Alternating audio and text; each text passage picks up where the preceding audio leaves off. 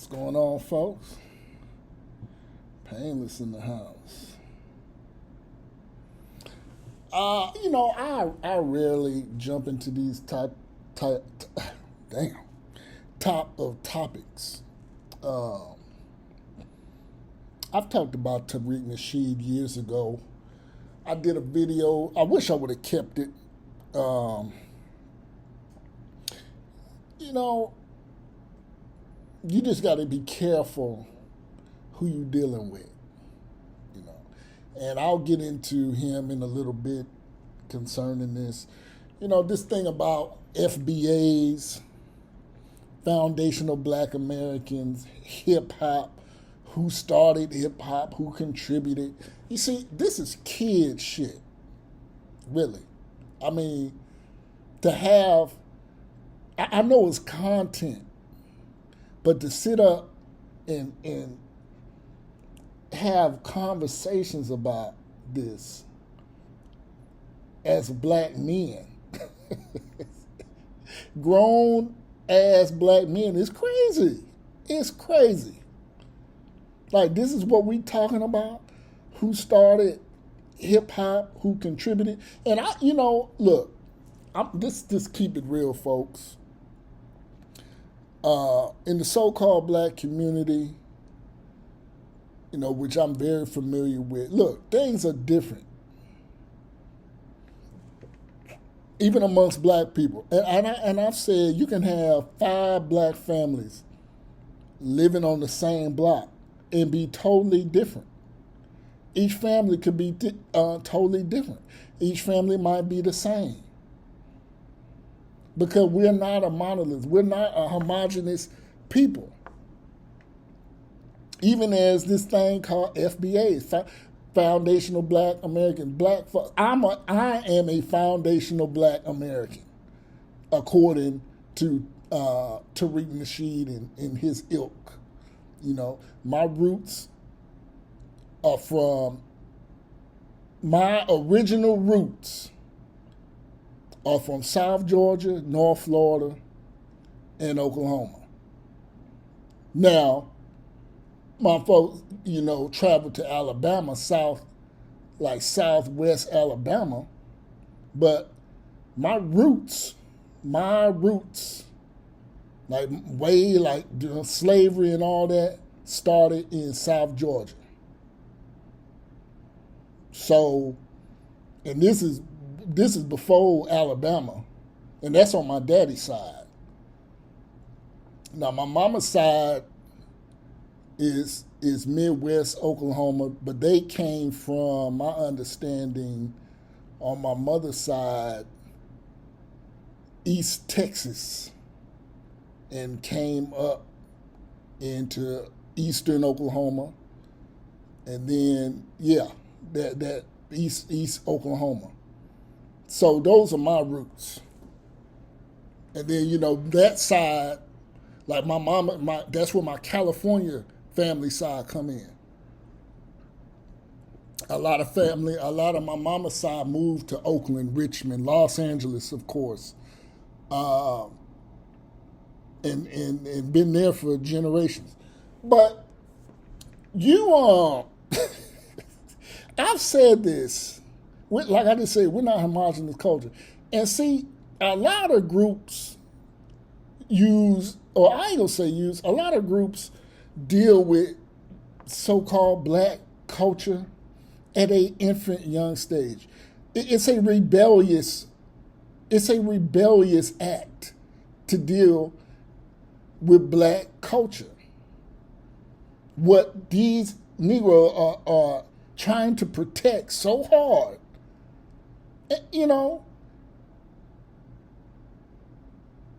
it's a rebellious.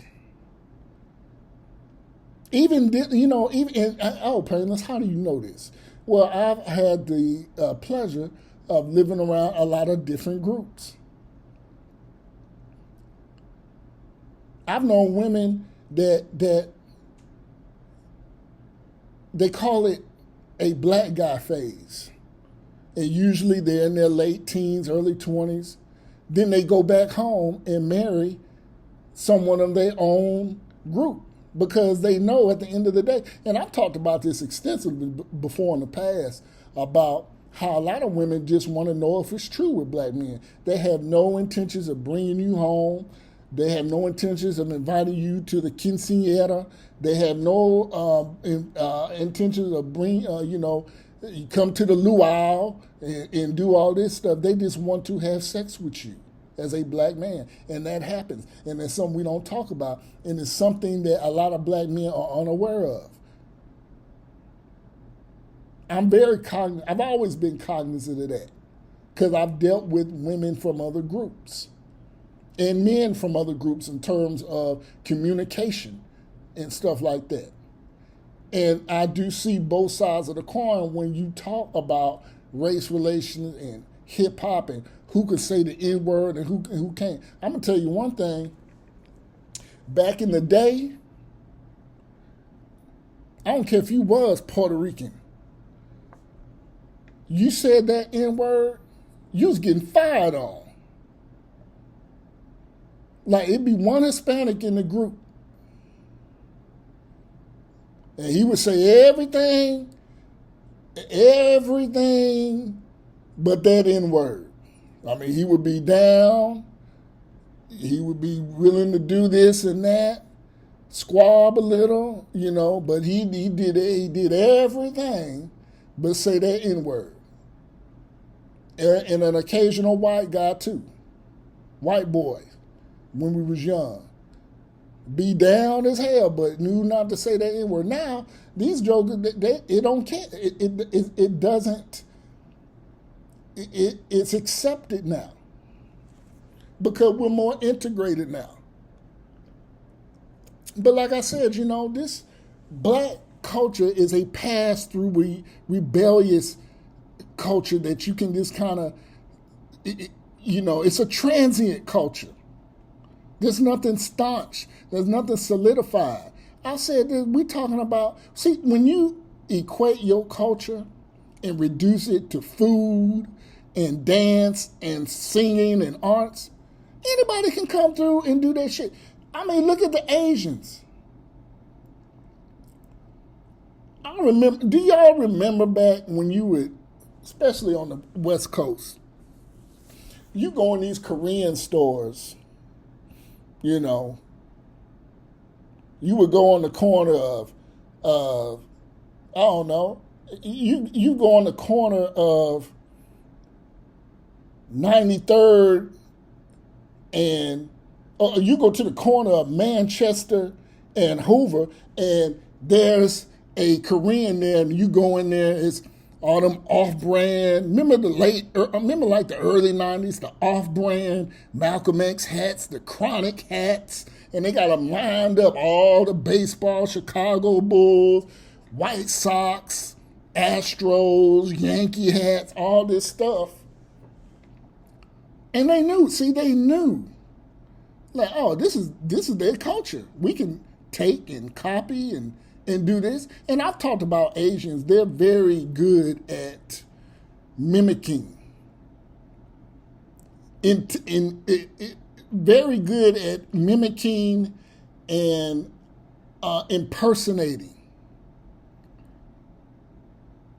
So you'll hear somebody sing like, or try to sing black, but it's not natural. They're copying. And I've seen this amongst Polynesians too. Like, they try to harmonize like it's an act. They really can't do it. It's an impersonation. Like, oh, dang, he got a nice voice, for an islander, but it's not natural like blacks. It's really impersonating. That's it. But see, like when you reduce your culture to that, this is what you have: shines fighting over who started a subculture inside the so-called black community, that of hip hop. And to be honest, I mean, for all you FBA, like I'm an FBA, but I know what it's about. It's a money grab. It's separating in case this thing called reparations. And I get that, but it's the origins is when you look at who it comes from, in that of Tariq Nasheed, he's a charlatan. He's always been a charlatan. Does he say things that you agree with, that I've heard, as even Painless has heard? Yeah, makes sense.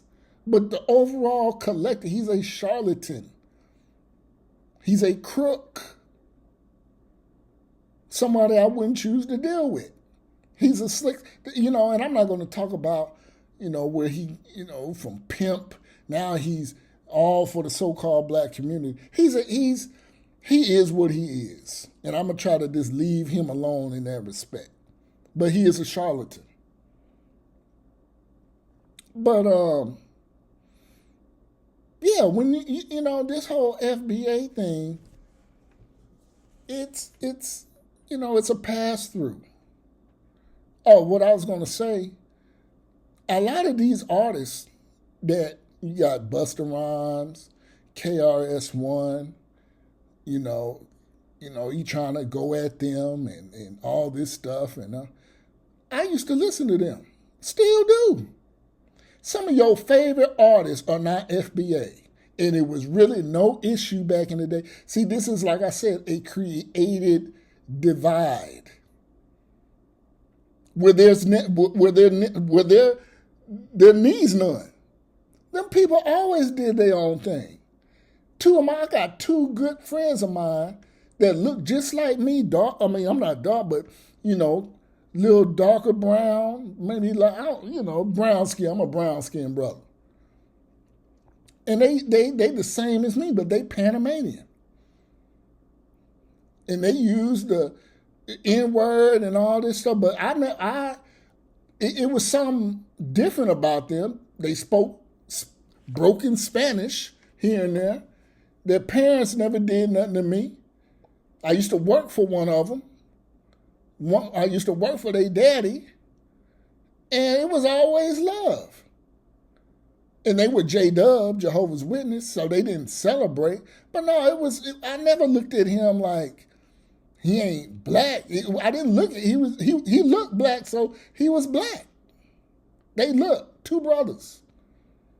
Still friends to this day, partners of mine, good partners. Panamanian, they were Panamanians. But, some of your greatest, Luke, Uncle Luke, Bahamian from the Bahamas.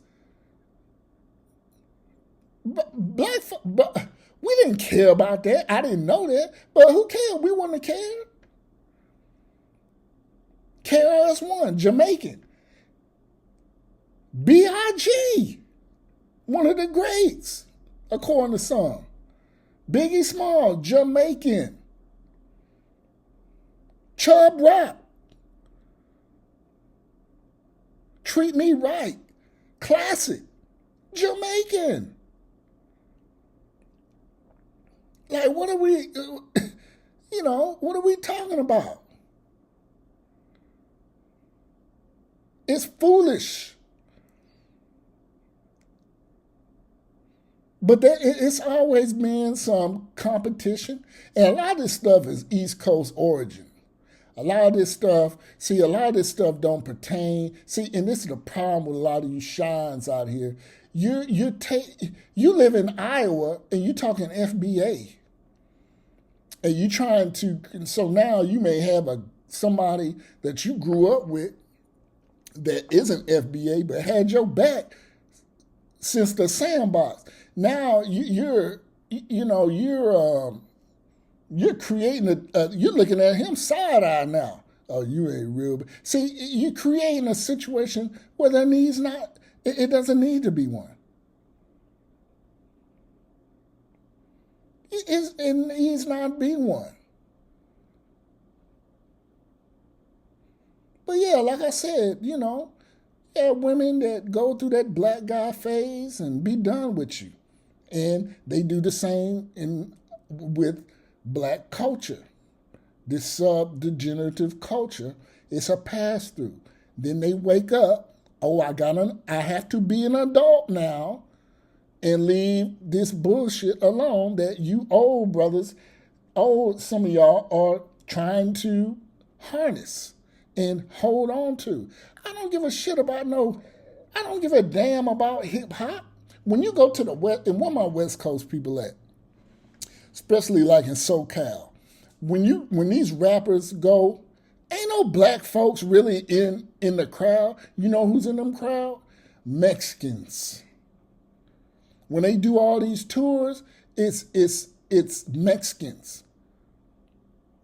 When these little Ralphie the Plugs and these little other what's my guy, the Greedo 03, all these guys, it be Mexicans in them crowds.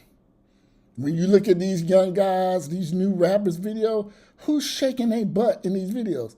These Mexicans, Hispanic. Brothers don't even like, and that's the crazy part. Look, I remember when he was the Advice Show. Was my man Phil, big African diaspora, Phil, good guy. Never had an issue. We kind of came out the same time on YouTube, like 09, maybe 2010. And he's taken off. Salute to him. But his wife is Mexican. His wife is Mexican. He's not married to a black. And Payless, I don't give a damn about that. But I find it interesting that guys, the ones who got the most to say, ain't even married to black women. The one that fight the hardest about and always talking about race and this and injustice, you're married to white and Mexican women, Hispanic, but I have no problem with that.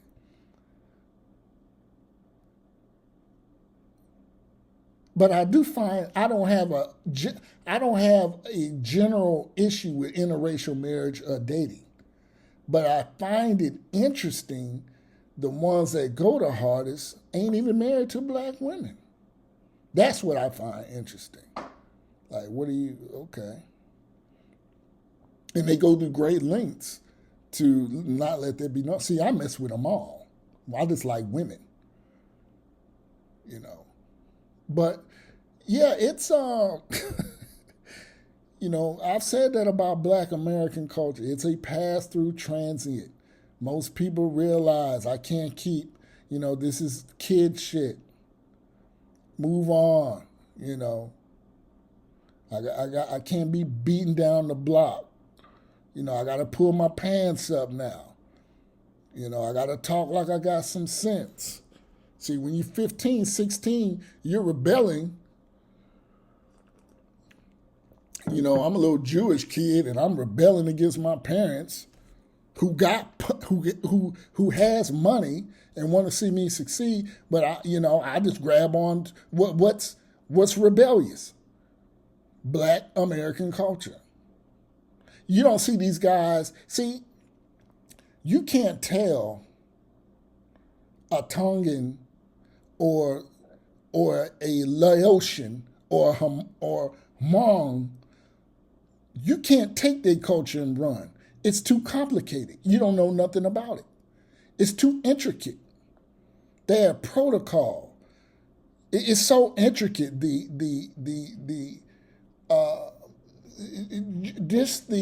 The whole fabric of their culture, you wouldn't know where to start or end, where it goes, what to do. But black folks, you can take and imitate. That's why Koreans got some of the best fried chicken. Yeah, I know I've heard stories that, brothers went over to Korea and during the Korean War and all that and showed them Koreans how to fry chicken. But you know what? That's exactly what I'm talking about. When you reduce your culture to fried chicken, now Korean fried chicken is good as hell. But it's silly. So you're gonna have, with all the shit going on inside the so-called black community, you arguing over which fried chicken tastes the best? Jollibees versus Harold's? Korean store chicken, corner store fried chicken versus pop, silly conversations. But when you're reduced to song, dance, art, and you bring absolutely nothing to the table else, this is what you have. So you're trying to gatekeep some bullshit. And I say, let it go. It's going, it is what it is. It is what it is, So this whole thing about Fat Joe and saying it's a racist group, that's neither here nor, that's fluff. I'm talking about let's pull the scab off and see what's underneath. And it's really just a scramble of desperation by members in the so-called black community who label themselves as FBAs, which I would be an FBA. But it's a grab. It's a reach. It's a reach.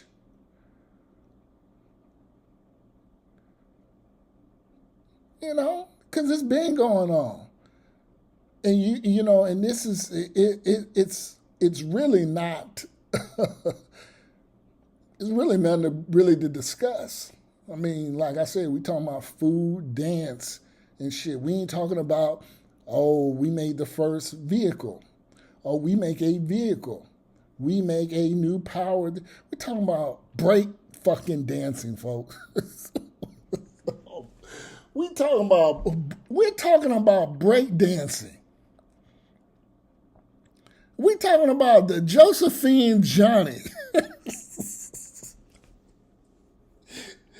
That's an old school dance, boy, right there. That Josephine Johnny. That's what we're talking about. This is what black folk, American black folk, is up in arms. And that's why I say especially if you vouching as an older person, like this should be some young shit. This should be some young shit talking about this. But like I said, when you reduce your culture,